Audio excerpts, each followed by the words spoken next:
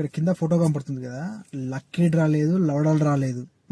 ఎవడరా 18 లక్షలు 20 లక్షల బండ్లు, తారు ఫార్చునర్లు, తారు బండి 18 లక్షలు రా. ఆన్ రోడ్ ఈఎంఐలో కొన్నా ఎట్లా కొన్నా 22 లక్షలు అవుతుంది రా తారు బండి.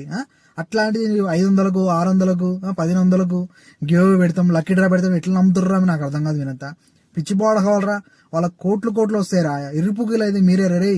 మరి ఈ లక్కీ డ్రాలు, ఈ బెట్టింగ్ ఇవన్నీ మన ఇండియాలో బ్యాన్ రా నాయన. నిజంగా నాకు అర్థం కాదు. ఈ పోలీసు వాళ్ళు అంతా ఏం చేస్తారు, పనుకొని నిద్రపోతారు అర్థం అవుతుంది. ఏమో ఈ నో చలాన్లు, నో పార్కింగ్, 1 వేలు, లొడల్ వే ఇవి కాదా అయ్యా సామి పట్టించుకునేది. ఇట్లా లంచగొడకని పట్టుకోరి. ఇదంతా క్రైమ్ చేస్తున్నాడు, ఇదంతా ఇల్లీగలు, ఇది లిటరల్గా ఇది బెట్టింగ్ చేస్తున్నాడు. ఏం చేస్తుర్రు అయ్యా, జర పట్టుకోరి. ఇట్లా లంచగొడకలు ఫస్ట్ జైలు వేసి పడేది. వీడియో కూడా కాదు, దునియా మంది చేస్తారు ఇన్స్టాగ్రామ్లో. అదే లైవ్ క్రైమ్ ఇది. ఇట్లాంటి పట్టుకోరి.